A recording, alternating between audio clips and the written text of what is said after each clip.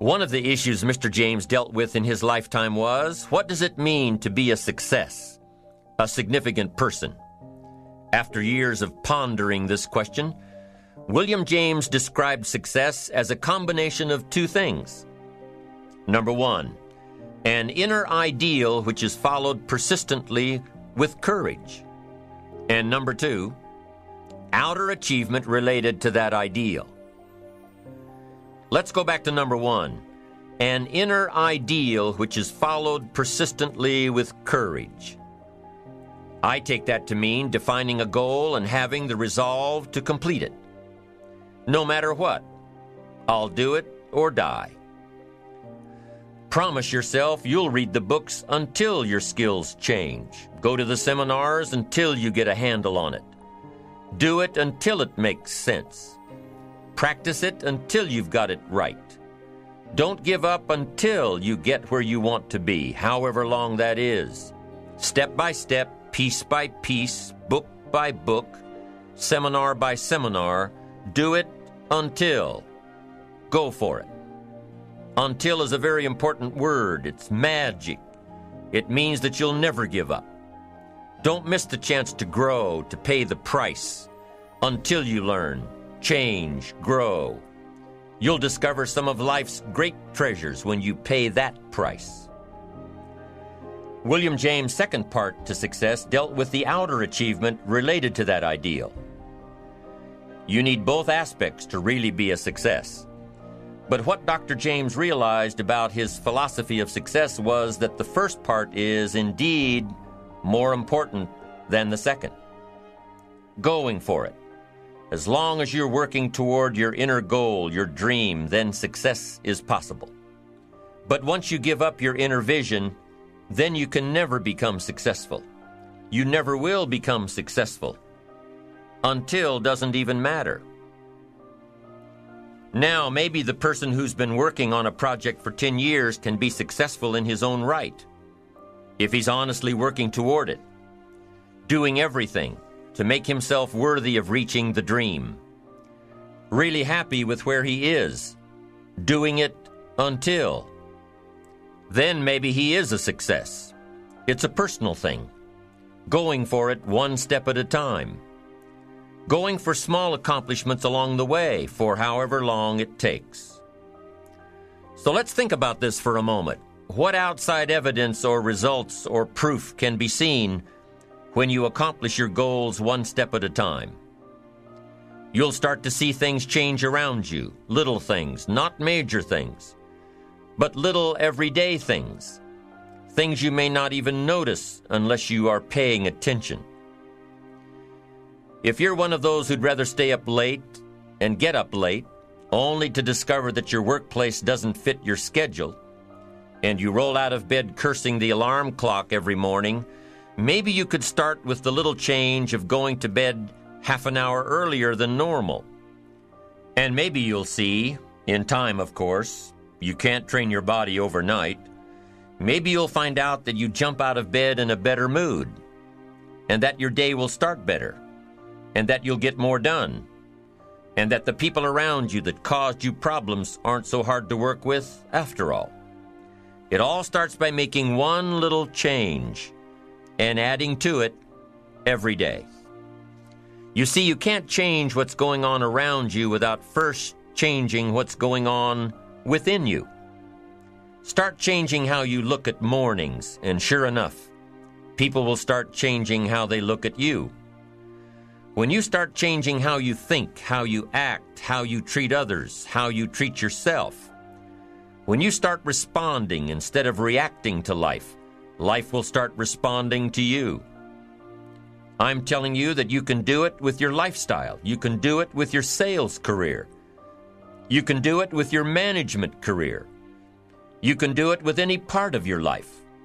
If you are looking for equities unmatched, don't curse the only thing you have: seed and soil, sunshine and rain, miracle and seasons.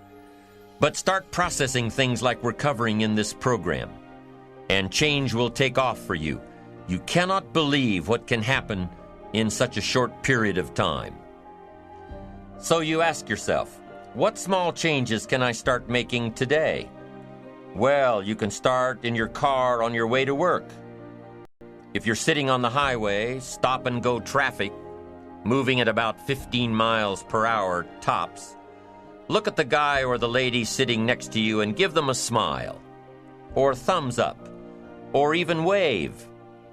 Now, some people might think you're a little strange, but hey, you'll feel better. And tomorrow, when you get into the office, how about a big cheery hello to the people at the front desk and everyone you see on the way to your office? And when you get home tonight, how about giving your wife or husband and kids big hugs instead of collapsing on the sofa?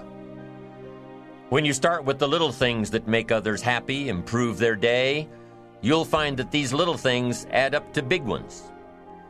So what happens when you start taking charge of your own personal happiness, your own life?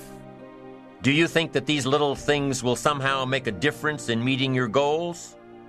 You bet they will. You can't do it alone. You can't be successful by yourself. It's hard to find a rich hermit, you know. The ambitious person realizes that each of us needs all of us. You all by yourself may have finalized the company's marketing plan, or finished up the sales projections, or even wrote the mission statement for the year to come. Even if you did this all by yourself, you really had the help of all of those around you who tolerated and supported your need to be undisturbed, or provided service to you during the project. Maybe you should thank those people every once in a while with a dinner certificate, or a bouquet of flowers, or 18 holes of golf. Even a thank you note. Thank you notes are so important. After all, without your support team, you probably wouldn't be where you are today. You can't be successful by yourself. So thank them. Thank those around you. And let them know just how important they are to you. Once you've decided that you're going to set sail, go for it, and let loose on your new charted course, you don't have to worry about the winds that will most certainly blow around you, the obstacles, the negativity that will stand in your way. You don't have to worry about what other people will say. You just have to keep your mind on your course. Those winds may blow fast and furious, but if you know your path, if you know where you are going, they will help push you toward the dreams and goals and treasures that you have already decided you're going after. Your goals will push you forward, ahead of the stormy weather. There are some amazing people around that we can learn from today, people who have already braved the storms and come out on top, people who are still alive today, people who started with nothing and ended up with something great, famous people, not so famous people, maybe even people you know, but don't know their stories. People who had an early vision and ambition. People who turned their focused dreams into the reality of success. One of my friends tells this story about her dad. She thinks he's cheap. She gives him a hard time every time they go to one of those all-you-can-eat places, because he eats all he can eat, until he can't move, until he needs to take something for indigestion. But she knows where he came from, his history, and understands just why he is the way he is. He eats all he can eat because he was raised in an orphanage, a place where you had to grab all you could or you'd be hungry. But the real story behind her father is that he made himself a millionaire with nothing more than a dream. He watched his own father drown when he was 4, was taken away from his mother a few years later and put into an orphanage because he was so bad. Raised by other people, strangers. After growing up in foster homes, he decided to go out on his own.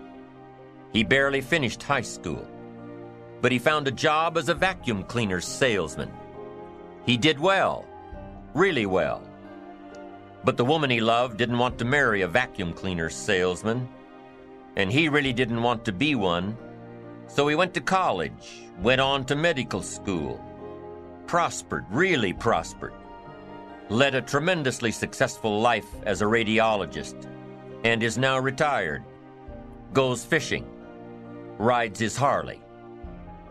Stories of success are all around us, everywhere. Take the time to talk to these people or read their stories. You might learn something. You might find out that they have already traveled the path you are now on. You know, when most of us think of Jesse Jackson, we think of the political Jesse Jackson.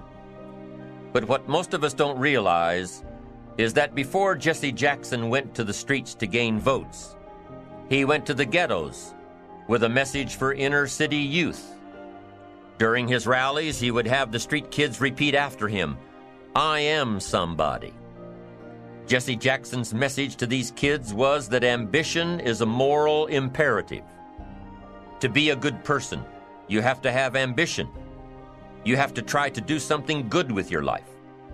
You have to try to get out of where you are today or make where you are a better place tomorrow. You have to, or anything else is a waste.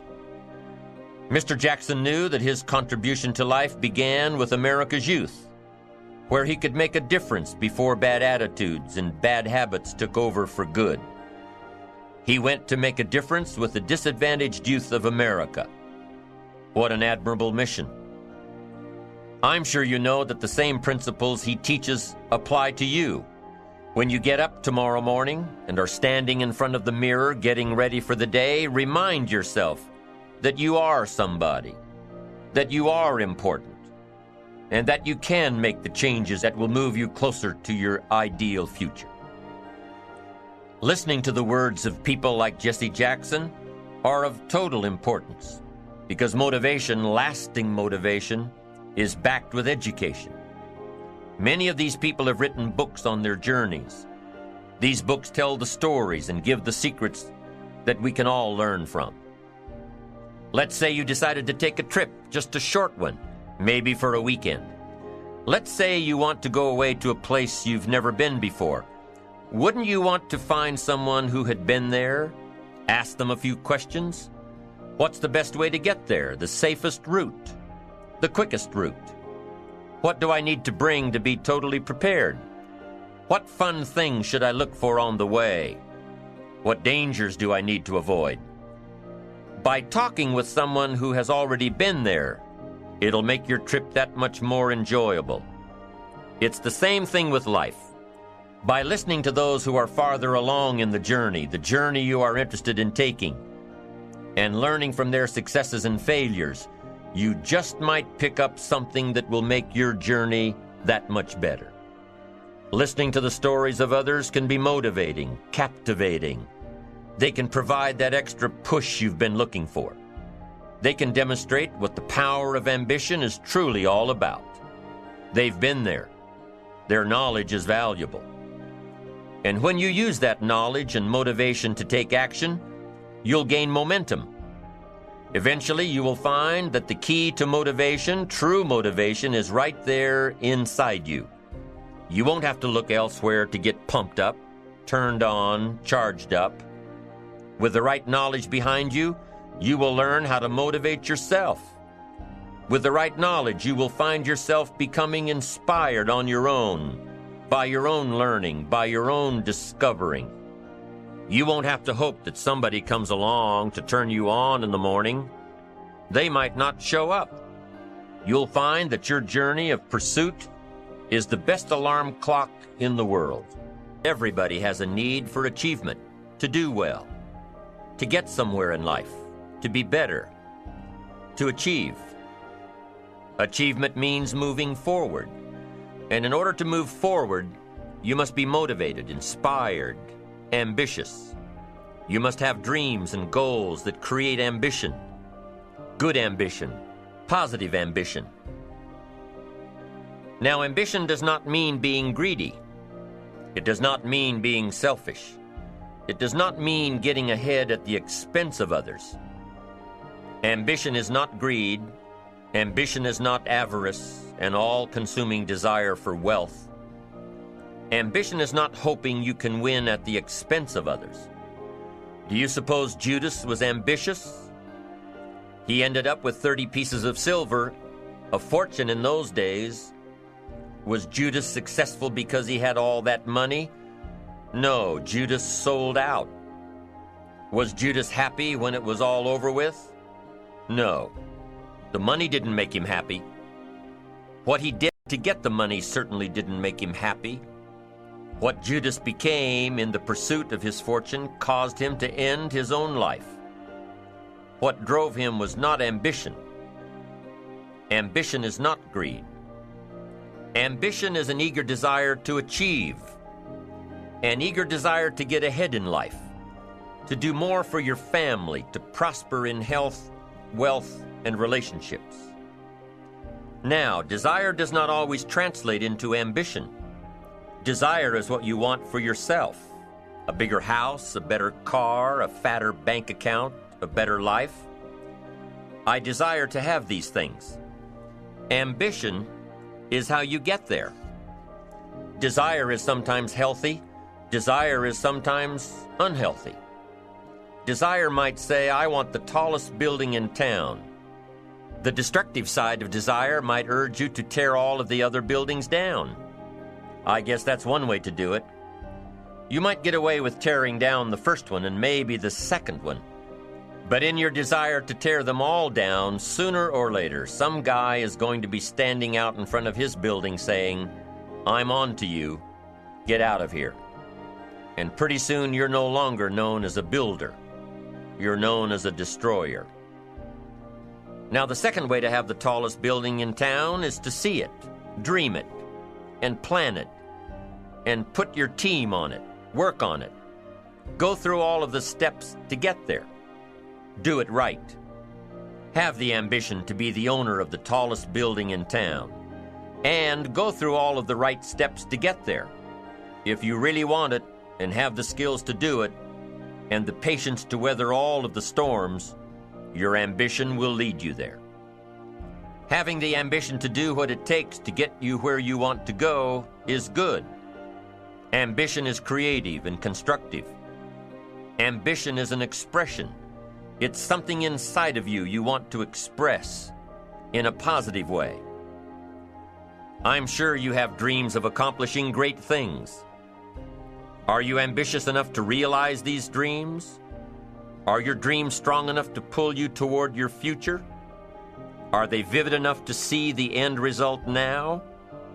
Are they worthy of doing until you get there? What are your reasons for creating these dreams? Reasons vary from person to person. I bet if you did a little soul searching, you could come up with a fairly strong list. The list of reasons. Why is it so important to achieve these dreams? What are you trying to express? These reasons for accomplishing great things are different for everybody. There are personal reasons, sometimes uniquely personal reasons.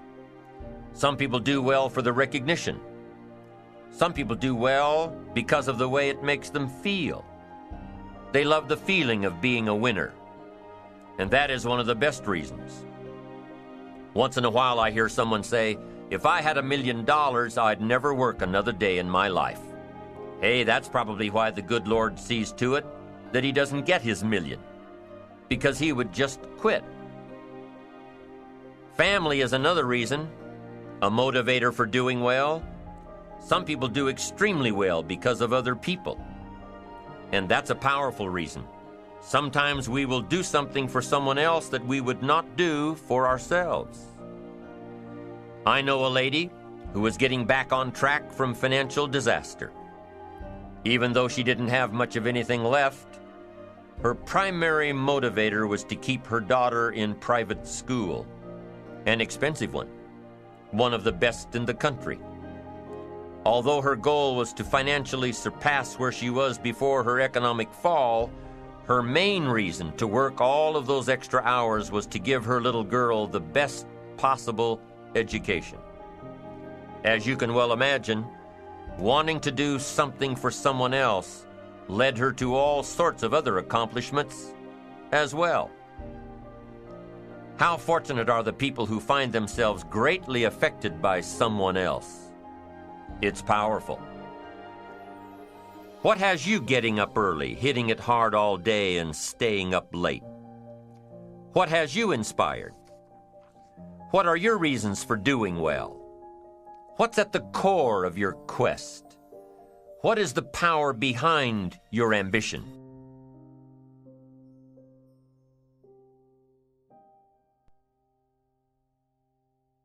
Get ready for next month this month. Get ready for next year this year. Always be a day ahead and a step ahead and a year ahead in your research and your development, in researching your own feelings and life and what's going on, so that no matter what conversation comes up, what chance to communicate comes up, whether it's a business communication or a personal communication, whether it's social, whatever it is, you'll be more ready for it a few months from now than perhaps you are now, just because you're doing it deliberately and consciously. So that's number one, have something good to say. First step to good communication. Here's the second step. Say it well.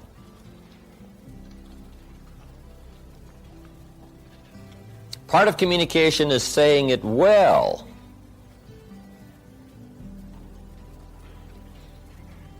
And there are some key points on saying it well. Having a good conversation that gets your point across but also gets the job done. Saying it well is a matter of repetition, conscious repetition. Some people say it over and over and over, but they don't get any better at it. But conscious participation, repetition, will help you to say it better. See, my first seminars, they were not that good, I'll admit that. But guess what? I did it again with the thought in mind of getting better. I did it again with the thought in mind of getting better. Okay? I practiced it some more. I did it some more. I went over it again. I went over it again. And sure enough, if you do it over and over and over and over consciously with the thought of getting better, guess what? Anybody can get better. People often wonder why I can do the evening seminar, 3.5 hours, most of you have been there, and I don't use any notes. Interesting. Once in a while someone asks me, how can you do 3.5 hours and you don't use any notes? And it's very simple. Anybody could do it. Guess why I'm able to do it? I've done it a few thousand times. See, if you do something a few thousand times consciously, sure enough, you will get better and better and better. So whatever you're doing now in the way of communication, the question to ask is, how long do you want it to take to get good at it? You say, well, I want to get good right away. Then you got to do it over and over and over and over. Repetition helps you to get better. So the second step to good communication is saying it well. Now, there's some other points on saying it well. Here they are. One, say it with sincerity. And I don't know any substitute for sincerity.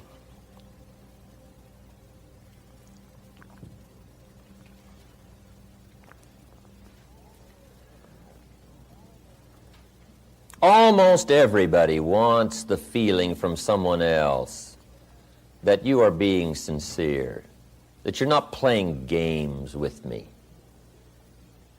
that you're really disclosing to me your true feelings, your true awareness, what's going on in your life and your heart and your soul and your mind. Sincerity, there's no substitute for that.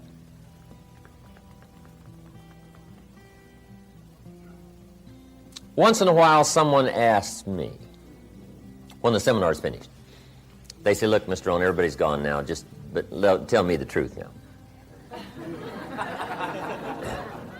That story you tell about meeting Mr. Schoaf when you were 25 years old, and he hired you, you went to work for him, spent 5 years with him, he taught you the principles, how to turn your life around. He said, now that's just a story, right? That didn't really happen. Isn't that just a story to make all this sound good? Isn't that interesting that somebody would ask me if that was just a story or not, or if it really happened? To be sincere, it's got to be true.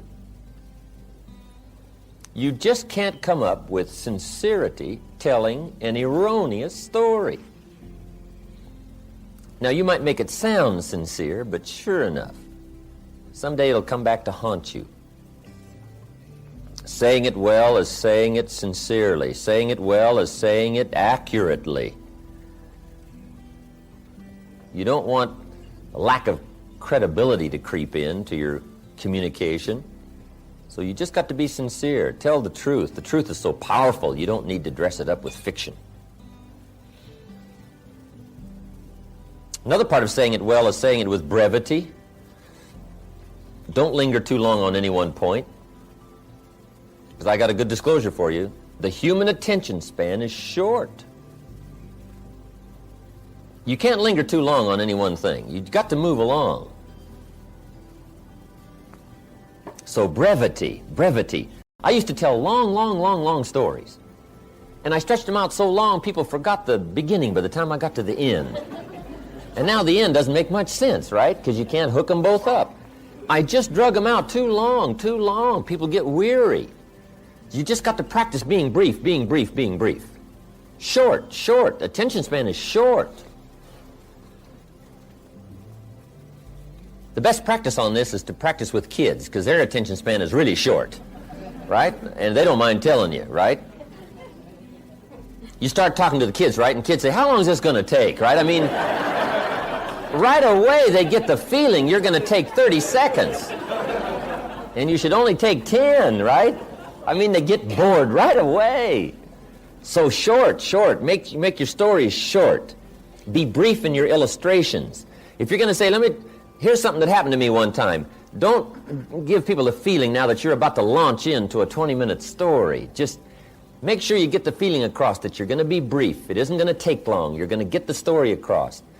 And I guess part of that is our high-powered, speeded-up way of living, especially in this country. But it is true. If you want to be effective in communication, you've got to be brief.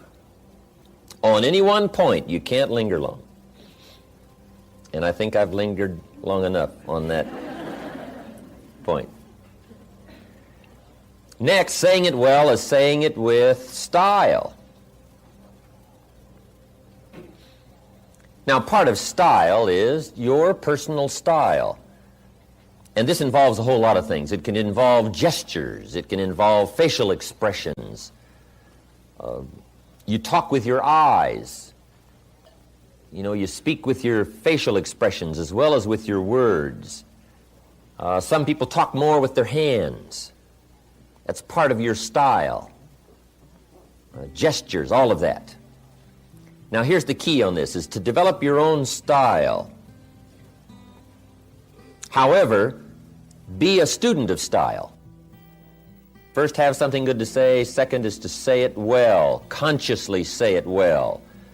Practice saying it well. Get to where the words come more clearly, more freely. Things you used to stumble over when you talked a year ago, you just correct that. You just correct it so that now it flows better. Shorten the stories, used to be long, now they're shorter. You just do all that consciously, so that you get better and better at it, saying it well. Okay, here's the third step to good communication. And this is so important. Read the effect you're having. When you communicate, see, that's just major.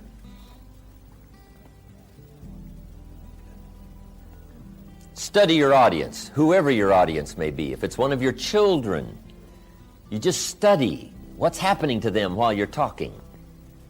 Right? Look in their eyes, look in their face. Analyze what's going on between you and whoever you're talking to, another person. Whether it's a business conversation or a social conversation, you've got to be keenly aware of what's happening to whoever you're communicating with. Now, a real challenge is communicating with an audience.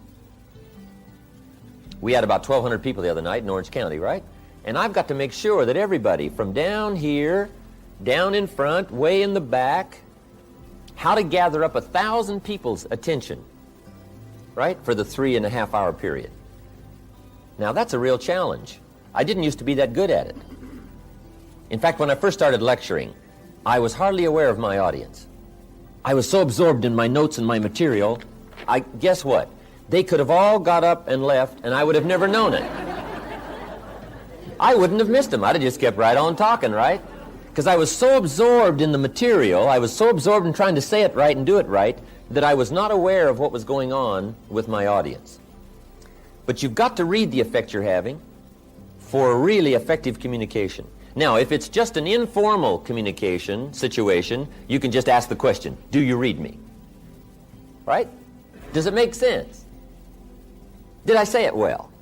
And you get this feedback right. So you can actually start checking how you're doing with somebody if it's informal. You can just ask. Okay? Now, what you've also got to learn to do is read some of the subtle things that are going on with whoever you're talking to. Because especially humans, or especially adults, you know, when we get a little older, we have these tricky ways of looking like we're interested when we're really not. And if you want to be a good communicator, you just got to pick up some of those signals. Now, part of it you can pick up by what we call body language. Some people just sort of quickly disclose their feelings about whether or not you're effective or it's coming across, and they just sort of relay to you by their, what we call body language. It's kind of a new study. I haven't studied that much about it, but there is a book called How to Read a Person Like a Book. How to Read a Person Like a Book by Nuremberg.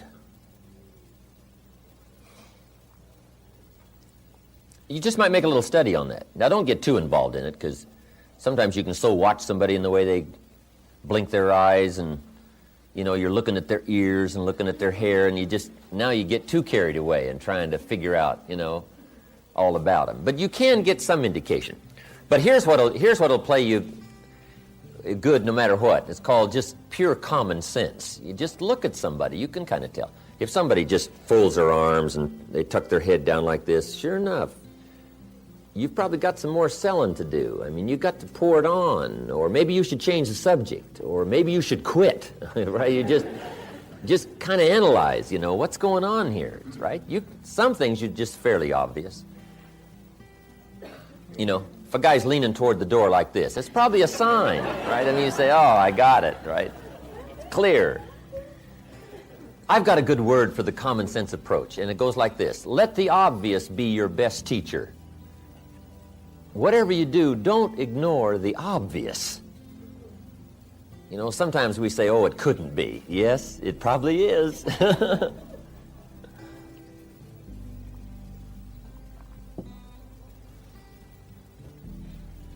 But adults especially, sometimes this is a bit tricky.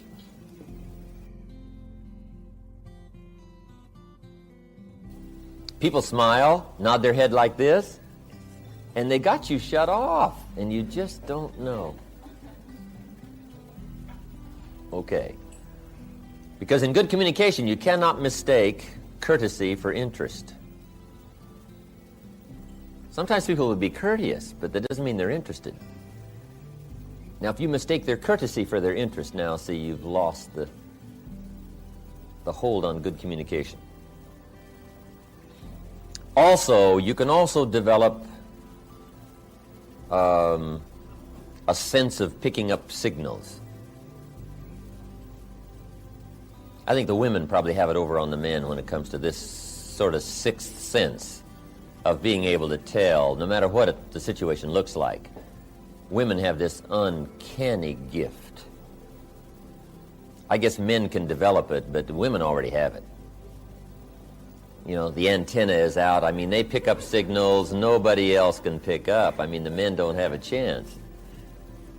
I think part of it is because until the industrialized society came, women were primarily the protectors. The man was the provider, right? He was gone. He was out there getting the game or whatever, and the woman was the protector. So I think the woman has devised these incredible sensitivities to danger and what's going on, what's happening. They're uncanny. Even the Bible says there's sheep and there's the shepherd, and then there's the wolves. That's what it says. Life is kind of like that, shepherd and sheep and wolves. It says also some wolves are so clever, they've learned to dress up like sheep and talk like sheep, I guess. That's what it says. Some are wolves in what? Sheep's clothes. Now, see, you got to be clever. Huh. The man says, well, looks like a sheep, talks like a sheep. Woman says, ain't no sheep. I mean, take my word for it.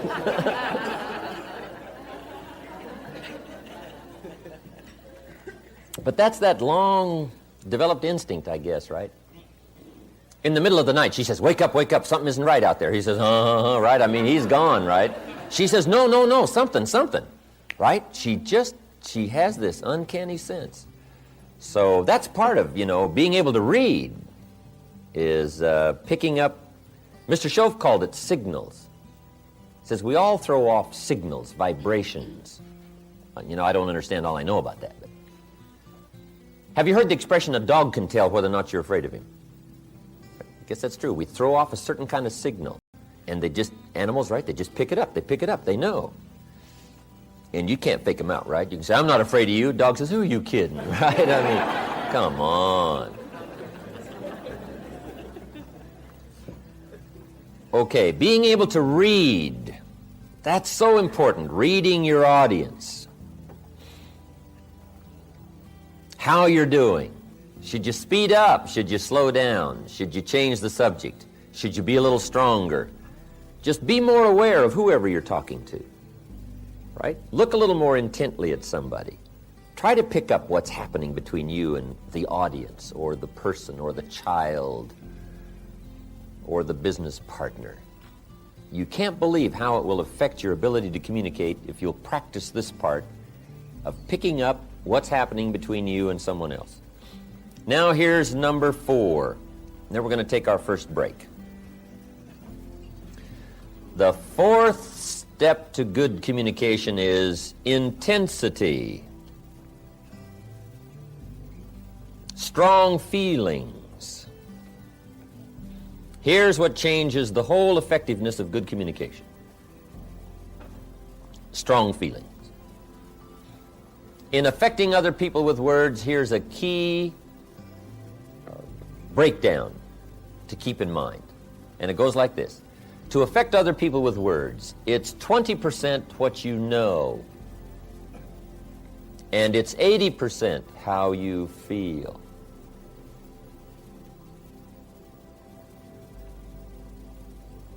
Feelings and emotions changes the whole outcome of communication. Intensity, words loaded with emotion, have the best effect.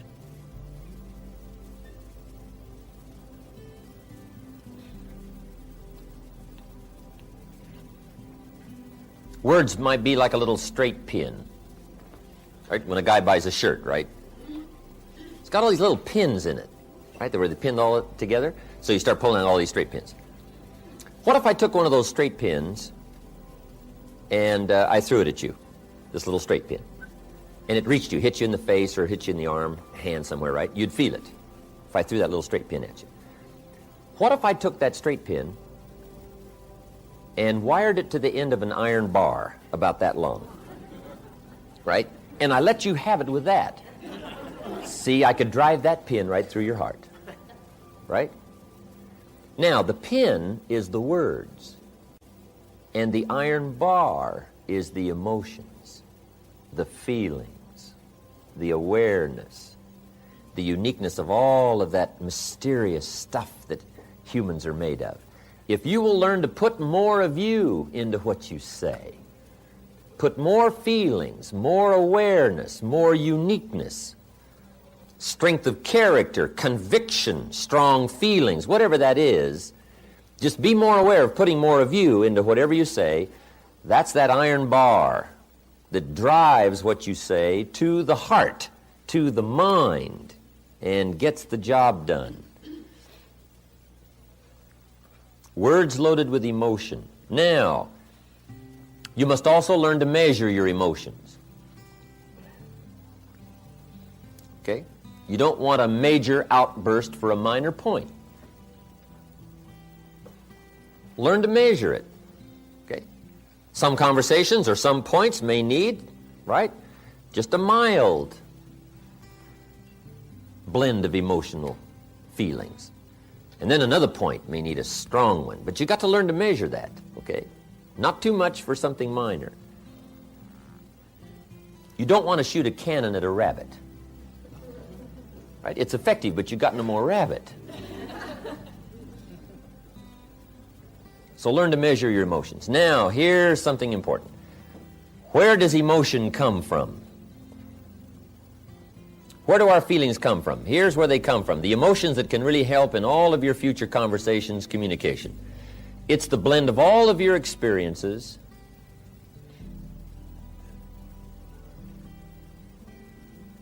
and how they have affected you. The blend of all of your experiences and how they have affected you.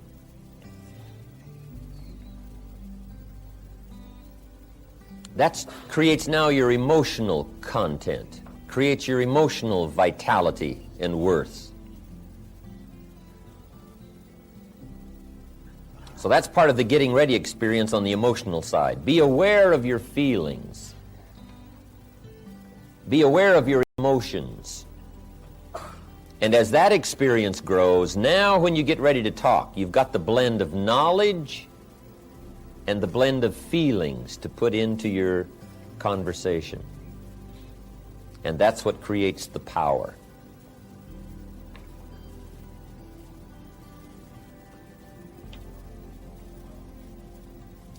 Now I have one more point and we'll take our break. It says, don't forget to say it. Part of communication is simply being aware that more often than not, things need to be said. It's pretty easy to take for granted, especially the people that are close around us, that they already know how we feel. But you got to keep expressing how you feel. Here's a good phrase. Actions are no substitute for words. Now, we've used the other phrase, right? That words are no substitute for action, and that's true. Just talk, and not acting. See, that's not good. But here's what else is not good. All of the action and no talk. Make sure that the words accompany the action. Don't fail to say it.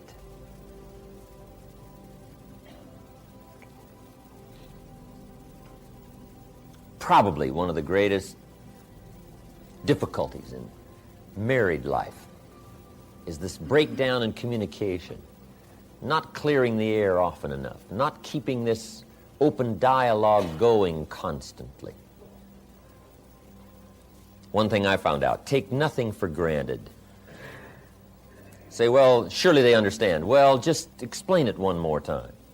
Just say it one more time. Don't take a chance that whether they know it or not.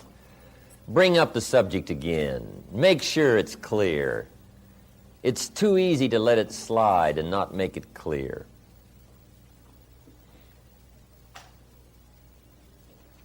Especially the people around you. Say, how often do you have to tell the people that you love them? How often? Answer, often. Often. We all need reassurance. We all need it to be clear and pointed so that we know. There are some things you just don't let go.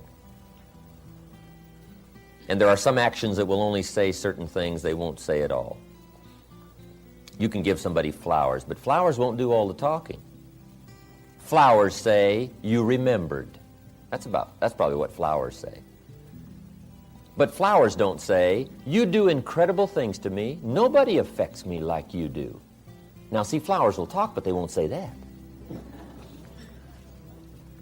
That's the card you've got to put along with the flowers.